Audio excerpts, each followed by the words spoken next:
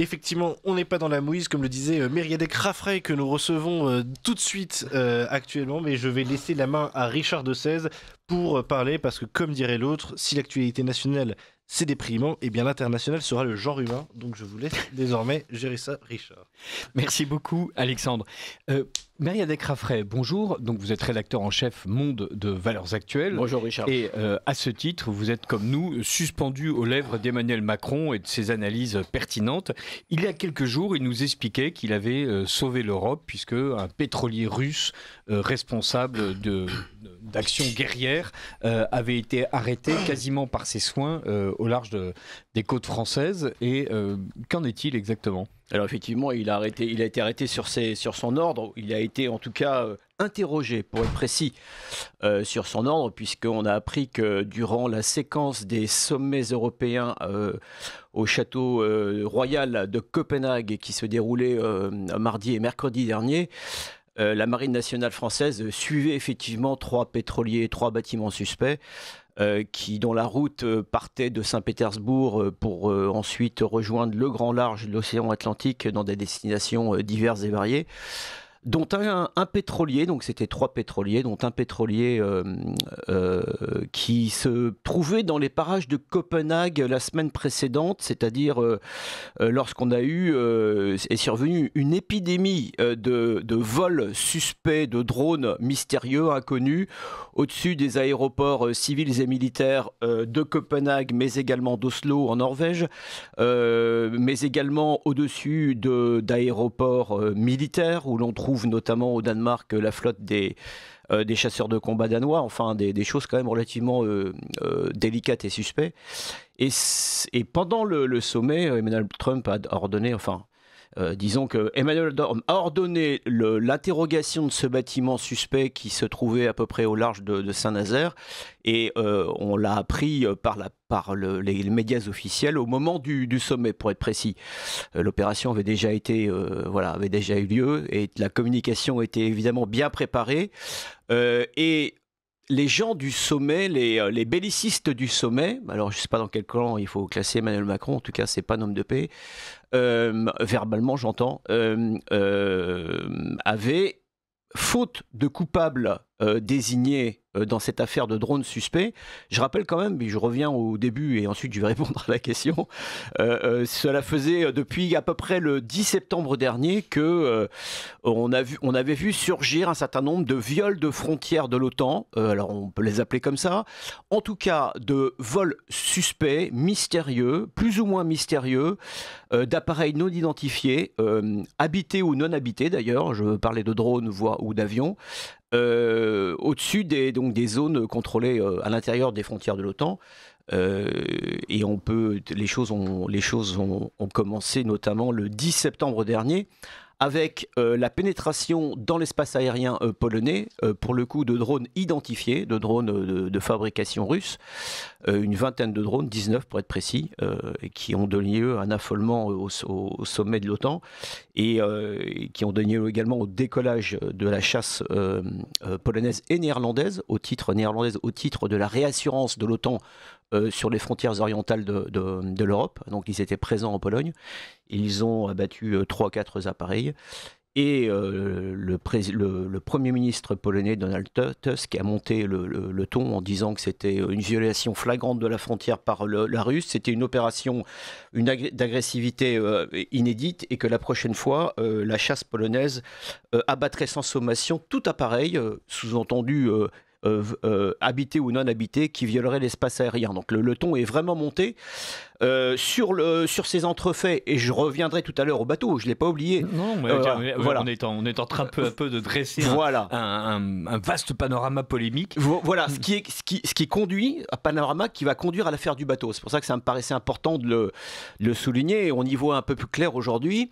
Quelques jours plus tard, de mémoire, le 19 ou le 20 septembre, cette fois, c'est un viol caractérisé de la frontière estonienne par un trio de chasseurs MiG-31 russes pendant 12 minutes, qui ont survolé, en tout cas, dit l'OTAN, le territoire estonien. Les Russes disent non, il y a un problème de frontière, et en fait, il y a un flou juridique. Bref, chacun se renvoie la balle.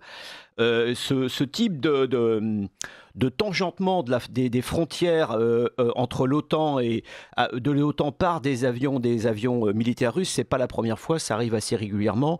Mais cette fois, il y a quand même une caractéristique nouvelle, c'est que les 3 avions étaient armés de missiles RR. Voilà, donc c'est un signal en fait pas très encourageant, un peu inquiétant. C'est-à-dire que c'était des avions véritablement armés et prêts évidemment au combat qui ont frôlé cette frontière. Et puis on est arrivé donc à la fameuse séquence des drones mystérieux pour le coup, puisqu'on les a toujours pas identifiés, survolant donc des zones qui prochainement doivent faire l'objet en fait de sécurisation, puisque ce sont des zones où ont eu lieu donc la semaine précédente, c'est-à-dire on parle du jeudi 29 et du mardi 30 septembre dernier, la semaine dernière. Il y avait donc à Copenhague 2 réunions au sommet des Européens, un sommet informel de l'Union européenne et le fameux sommet de la CPE, de la Communauté politique européenne, un objet en fait un peu plus élargi dans lequel se retrouvent non seulement les membres de l'Union européenne, mais également ceux qui souhaiteraient y entrer, qui n'y sont pas encore, donc un objet un peu plus politique. Et ce sommet était important pour les raisons suivantes, c'est qu'on y a mis sur la table les dossiers qui fâchent concernant l'Ukraine. Il y en a eu plusieurs, mais il y en avait en l'occurrence, on peut en citer 3, dossiers politiques qui fâchent et qui divisent les capitales européennes. C'est important de souligner ça après l'histoire donc, que je viens de résumer de ces drones et de ces avions, etc. Parmi les 3 dossiers, le premier, c'est la volonté d'un certain nombre d'Européens, y compris Emmanuel Macron, je pense. Enfin, la position d'Emmanuel Macron est plus compliquée. En tout cas, la volonté de certains Européens d'accélérer le processus d'intégration de l'Ukraine à l'Union européenne. C'est un dossier éminemment politique, évidemment, tous les auditeurs le comprennent et le savent. Simplement, entre ceux qui veulent véritablement accélérer ce processus, c'est-à-dire les Européens du Nord, les Européens de l'Est en particulier, et puis ceux qui sont un peu gênés aux entournures, par exemple les Polonais, parce que d'un côté ils sont pour, mais de l'autre côté, les Polonais sont très embêtés par la concurrence déloyale que l'Ukraine, de l'Ukraine vis-à-vis notamment de ses agriculteurs, de leurs agriculteurs, puisque les Ukrainiens ne respectent aucune norme évidemment, produisent à bas coût et injectent notamment leurs œufs, mais pas que, à très très bas coût sur les marchés de l'Union européenne, cassant évidemment les marchés et en particulier les marchés détenus par les Polonais qui eux-mêmes sont déjà des producteurs à bas coût par rapport aux producteurs français. Donc vous imaginez un peu l'effet de dumping. Donc déjà les Polonais sont un peu embêtés et puis je pense qu'Emmanuel Macron en fait est aussi un peu embêté entre la position officielle et sur les estrades et puis la réalité du dossier, sachant qu'évidemment l'Ukraine est très très loin de remplir toutes les cases en matière notamment de lutte contre la corruption, etc. Bref, ce dossier était sur la table, il est instrumentalisé par les anti-russes, quand je dis anti-russes, c'est anti-russes primaires, les bellicistes, les européistes BA, les européistes idéologues, etc., etc. Ça fait quand même pas mal de monde. Premier dossier. Deuxième dossier, c'est celui qui est concocté actuellement par la Commission européenne, qui consiste à durcir encore les sanctions contre la Russie. C'est le fameux 19e paquet de sanctions de l'Union européenne contre la Russie. Imaginez. Et dans ce paquet, l'idée, c'est de reprendre l'injonction de notre ami à tous et de votre ami en particulier Richard, Donald Trump, qui, lors du dernier coup de fil aux Européens, dans cette fameuse séquence que j'ai racontée ici à l'Elysée, le sommet de l'Elysée, sur la coalition des volontaires, celui-ci était invité à distance par téléphone et était assez énervé et a finalement dit aux Européens « Ok, faites ce que vous voulez, mais commencez d'abord vous voulez faire la guerre, vous n'êtes pas d'accord pour faire la paix, vous voudriez même qu'on fasse un peu la guerre ou qu'on prenne le risque de faire la guerre aux Russes, mais commencez d'abord par ne plus acheter le pétrole et le gaz russe qui alimentent la machine économique et la machine de guerre russe. » une injonction. Et évidemment, Donald Trump, la logique, c'est pas tout à fait son truc. Par contre, ce qui l'intéresse, c'est vous n'achèterez plus de pétrole et de gaz russe. Par contre, il faudra bien vous approvisionner. Et moi, je vais vous approvisionner évidemment en GNL, en gaz naturel liquéfié. Ce gaz qui arrive par bateau depuis la Russie jusque dans les ports européens. Je vous rappelle quand même que la France est parmi toujours les premiers acheteurs de GNL russe. Et je vais vous vendre à la place du GNL américain, c'est-à-dire du GNL de schiste, le truc qui ne pollue pas du tout le monde le sait, et du pétrole de schiste. Non seulement ça ne pollue pas, mais en plus je vais vous le vendre à des prix qui sont évidemment beaucoup plus élevés que ça, tout simplement parce que les seuils de rentabilité du pétrole et du gaz de schiste américain sont beaucoup plus élevés que les hydrocarbures que les Russes pompent dans l'Arctique. Premièrement. Deuxièmement, dans cette optique-là, les Européens bellicistes ont en ligne de mire, et on arrive aux fameux pétroliers, ils ont en ligne de mire ce qu'on appelle la flotte fantôme des pétroliers russes. À peu près un millier de navires, selon les experts qui regardent ça de près, mais personne n'en sait rien, puisque par définition, ils sont fantômes, c'est-à-dire ils n'appartiennent pas officiellement à Gazprom ou à Rosneft ou à des sociétés identifiées comme étant russes, mais ils naviguent sous pavillon de complaisance avec des équipages de bric et broc, etc. Ces navires ont été, cette armada de navires a été constituée par les Russes lorsqu'ils ont bien compris que les sanctions allaient se durcir sur les voies et moyens qu'ils avaient d'exporter leur sang, leur véritable sang économique, c'est-à-dire l'or noir, le pétrole et le gaz, par des sanctions européennes et internationales. Et pour échapper à ces sanctions, rappelez-vous, une des derniers paquets de sanctions consistait à imposer en fait aux acheteurs de ce pétrole et de ce gaz, du pétrole notamment, un seuil maximal de prix autour de $60 le baril. C'était évidemment ce qui permettait, dans l'esprit des Européens et des Américains, d'affaiblir les recettes liées à la vente du pétrole sans se priver d'un pétrole dont ils avaient nécessairement besoin pour continuer à faire tourner leurs économies. Donc, et pour éviter de produire un effet absolument impossible à gérer, c'est-à-dire l'augmentation subite du prix du pétrole, qui aurait été une conséquence incroyable pour toutes les économies occidentales et dont évidemment Trump ne voulait pas, puisque toute sa stratégie consiste à le baisser, mais on voit qu'il n'y arrive pas. Et donc, en réaction, les Russes, qui sont tout sauf des idiots, je le rappelle parce que ici, beaucoup de gens prennent les Russes pour des imbéciles. C'est Bruno Le Maire qui nous a éduqués. Donc, Voilà, donc les Russes, évidemment, ont réagi. Ils ont réagi très vite et ils ont constitué des flottes entières de pétrole via des sociétés écrans. Et ces flottes, aujourd'hui, leur permettent de faire transiter leur pétrole. Et donc, les Européens, toujours dans leur idée, dans leur stratégie d'affaiblir économiquement la Russie pour l'acculer à négocier à ses conditions, on en est toujours là, Richard. Au bout de 3 ans et demi de guerre, elle se dit, eh bien, nous allons maintenant nous voulons interdire complètement, totalement, tout achat de pétrole et de gaz russe. Et donc, c'était ce qui était sur la table. Et je le disais, ce dossier également divise les Européens, puisque, je l'ai rappelé, Paris en tête, les Européens ont toujours besoin du GNL russe, d'une part. D'autre part, un certain nombre d'États d'Europe centrale et orientale qui sont enclavés sur le continent n'ont pas d'autre choix, d'autre solution. Je pense notamment à la Hongrie, de travailler avec du pétrole russe, parce que sinon les flux d'abord sont très compliqués à acheminer, et en plus les prix ne sont pas les mêmes. Et puis troisième dossier qui est lié au deuxième, qui est lié aux sanctions, c'est la fameuse histoire de confiscation des avoirs russes gelés depuis 2022 dans les banques européennes. Chez le banquier Euroclear, enfin c'est pas un banquier, c'est un organisme de compensation qui se situe en Belgique. On évoque la somme de 200 milliards d'euros. Sur ces 200 milliards d'euros qui sont évidemment placés sur les marchés et qui produisent plusieurs milliards d'euros d'intérêts chaque année, une partie de ces intérêts sont déjà confisqués par les Européens pour financer leur effort de guerre en soutien à l'Ukraine. Et toute la question est de savoir maintenant si on va franchir le pas suivant, confisquer d'une manière ou d'une autre le stock, le capital, ce qui constituerait un viol flagrant de la propriété privée.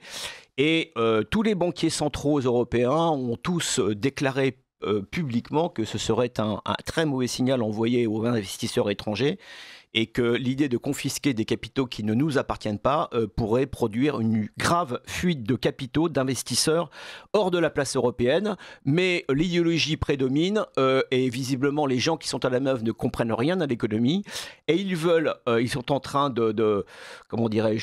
d'esquisser un montage juridique d'une complexité inégalée. Un jour, je parlerai ici des sanctions occidentales, parce que ça vaut vraiment le coup de s'y attarder. Ils sont en train d'échafauder un millefeuille juridique pour pouvoir récupérer ces capitaux sans les faire sortir de la banque, si vous voulez. Autrement dit, s'en servir comme de garantie pour pouvoir contracter des prêts à destination de l'Ukraine, c'est-à-dire, messieurs, pour les opinions européennes, c'est une manière de dire on ne lâche pas l'affaire, on continue à soutenir les Ukrainiens, mais rassurez-vous, c'est pas avec vos fonds. Au final, de toute façon, c'est toujours nous qui paierons, mais d'une manière ou d'une autre. Ces trois dossiers sur la table, ils divisent énormément les Européens et ne voilà-t-il pas que Emmanuel Macron ce mercredi désigne Alors, je voudrais vous remercier, Mériadec. Vous avez mis 15 minutes à répondre à ma question. Mais j'y vais, mais je réponds. Mais ce qui est intéressant, si vous voulez, c'est le contexte. Et ne voilà-t-il pas que ce 30 septembre, comme par miracle, ou le 1er octobre, je ne sais plus, Emmanuel Macron désigne aux médias européens le fameux pétrolier arrêté en panne, en tout cas en panne, je veux dire arrêté, stoppé à l'ancre du côté de Saint-Nazaire, sur lequel sont montés les commandos marines français pour interroger, comme on dit, les autorités parce que celles-ci n'avaient pas répondu dans le cadre imparti à leur demande de questions.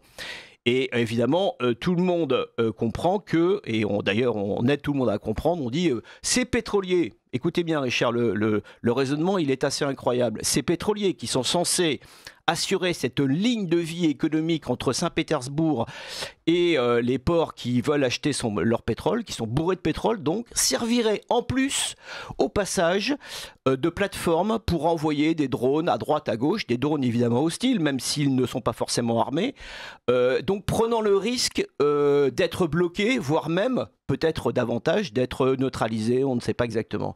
Vous voyez le raisonnement. Et donc, Emmanuel Macron nous dit, vous voyez, ces méchants Russes, on va pouvoir les attraper sur le fait. Bon, eh bien, l'équipage n'était pas russe, mais plutôt chinois. Les deux, le capitaine et son second, ont été interrogés par la préfecture maritime de Brest, selon les règles d'ailleurs en vigueur dans la convention de Montego Bay qui régit le droit maritime dans les eaux internationales. Je le dis parce que, évidemment, Vladimir Poutine s'est empressé d'ironiser et de dire et d'expliquer que nous commettions un acte de piraterie maritime, ce qui est évidemment faux. Ces deux hommes ont été relâchés. Évidemment, on n'a pas trouvé de traces ni de matériel d'écoute électronique suspect, ni de matériel de drone, etc. sur le pétrolier. L'équipage n'était pas russe et le bateau a repris le cours de son voyage. Et la seule chose qui ne s'est pas passée, c'est que Macron n'en a pas parlé en fait. Non, c'est le Macron, lui, il envoie l'affaire, il lance l'affaire et puis ensuite vogue la galère. Évidemment, cette opération de communication a servi, comme je l'écris demain dans Valeurs Actuelles, toutes les causes. J'entends Macron pensait qu'elle servirait sa cause, peut-être. D'aucuns disent qu'on a mis la pression on a mis la pression sur la Russie, peut-être aussi, mais on a également servi sur un plateau des éléments de langage faciles pour que Vladimir Poutine, depuis le sommet de Valdai à Sotchi sur les bords de la mer Noire, au même moment, prenne la parole pendant un discours fleuve de 4 heures et ironise à bon compte sur notre dos en nous disant qu'on était finalement des rigolos, mais également il nous a clairement menacés, verbalement, j'entends. Bref, on lui a servi la bonne occasion de faire, comment dirais-je, de servir son narratif agressif vis-à-vis de l'Occident, et on le comprend parce que finalement, comment dirais-je, pour résumer, on a le sentiment que les Européens, pour reprendre une formule d'un opérationnel, on a le sentiment que les Européens rêveraient que Vladimir Poutine enfourche les buts de guerre que ces mêmes Européens lui désignent, en fait. On est dans un monde un peu schizophrène chez les Européens. Pour le dire autrement, oui. D'un côté, on nous présente à juste titre la Russie comme un agresseur potentiel. Clairement. Vu ce qui est arrivé à l'Ukraine, le fait que la Russie soit agressive, c'est évident. Personne ne dit le contraire. Mais en tout cas, pas sur cette antenne. On nous explique aussi que la Russie, en fait, menace toute l'Europe. Et comme la Russie n'a pas l'air de menacer assez fort et assez vite, en permanence, les Européens bellicistes font en sorte de faire monter la pression, faire monter la sauce et prennent appui sur le moindre petit fait pour expliquer qu'il faut absolument qu'on réagisse face à cette menace russe de plus en plus précise, de plus en plus agressive, alors que dans les faits, on n'a pas l'impression que les choses aient vraiment considérablement augmenté. On a beau s'accrocher aux faits, c'est pas pour cela qu'on est pro-russe. Hein. Je dis ça au passage pour tous les gens qui vont évidemment, comme d'habitude, enfourcher les dictates. En réalité, que la Russie soit agressive dans la sphère informationnelle et cyber et dans le cyberespace, je veux dire, c'est même pas une banalité de le dire, c'est une évidence et tout le monde le sait. Que la Russie soit tentée de tester notre dispositif militaro-politique, je dirais, ça non plus, c'est pas une banalité, mais enfin c'est une évidence de le dire. Je rappelle au passage que depuis 3 ans et demi, les Européens alimentent en armes les Ukrainiens. Je rappelle aussi que les Européens, et en particulier les Français et les Britanniques, ont livré des missiles qui sont absolument meurtriers quand ils sont utilisés par les Ukrainiens pour cibler des bases militaires russes dans la profondeur du territoire russe. Donc on peut avoir un avis, un jugement, mais je rappelle un fait. Donc il ne faut pas s'étonner ensuite que la Russie ait envie de faire monter la pression de l'autre côté de la frontière qui la sépare de l'OTAN. Maintenant, ce qui reste à... Selon moi, je peux me tromper, mais à l'heure actuelle des choses, si on reprend les faits, ce qui reste à démontrer, à prouver, c'est que la Russie serait passée en quelque sorte dans une nouvelle perspective stratégique. Je m'explique. Jusqu'à présent, et ça, je suis assez affirmatif en le disant, à chaque fois que des pièges ont été tendus à la Russie, notamment par l'Ukraine, parce que je rappelle que la fameuse stratégie hybride dont la Russie serait aurait accouché, aurait seulement accouché dans le monde. En réalité, cette stratégie hybride a été reprise à bon compte et de manière très soviétique cette fois par l'Ukrainien Zelensky pour les raisons qui lui appartiennent, mais très cyniquement. Je rappelle par exemple que dès 2022, Zelensky accuse les Russes de bombarder la centrale de Zaporijia dans laquelle ils se trouvent eux-mêmes pour provoquer un événement. En réalité, tout le monde sait très bien que ce sont les Ukrainiens, avec peut-être un encouragement par exemple britannique, je ne sais pas exactement, qui ont bombardé cette centrale, quitte à prendre le risque de provoquer un accident pour pouvoir désigner Poutine à la vindicte non pas populaire mais européenne, et fermer en fait la tentation d'un certain nombre d'Européens de ne pas alimenter la guerre, mais plutôt d'alimenter le chemin de la paix. On peut dire que ça lui a bien réussi. Par exemple, ce qui est très intéressant, c'est que cette séquence de début septembre avec les fameux vols de drones, etc., au même moment, l'ancien président polonais, son prénom va m'échapper, mais il s'appelle Monsieur Duda, qui donc a quitté la présidence polonaise en 2025, a déclaré pour la première fois publiquement dans un interview à un média polonais que lorsque le 15 décembre 2022, un missile s'était perdu en Pologne et avait tué au passage 2 agriculteurs polonais.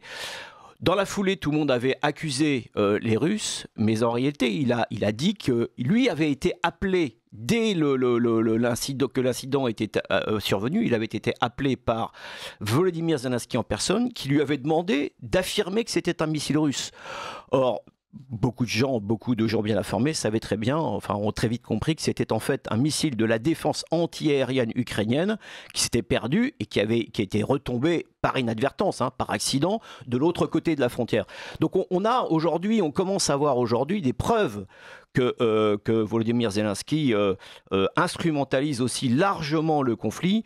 Oui, voilà, j'avais perdu le fil, mais j'ai retrouvé le fil. Et ce que je voulais dire, c'est qu'à chaque fois que les Ukrainiens ont provoqué des incidents pouvant mener à l'escalade pendant ces 3 ans et demi de guerre, on a vu que les Russes, à chaque fois, décalaient leur réponse, décalaient leur réponse et répondaient pour être compris, mais de manière à éviter toute escalade, et en particulier en prenant bien soin de répondre à l'intérieur de la zone de conflit pour ne pas que la réponse pollue en fait en particulier le territoire de l'OTAN.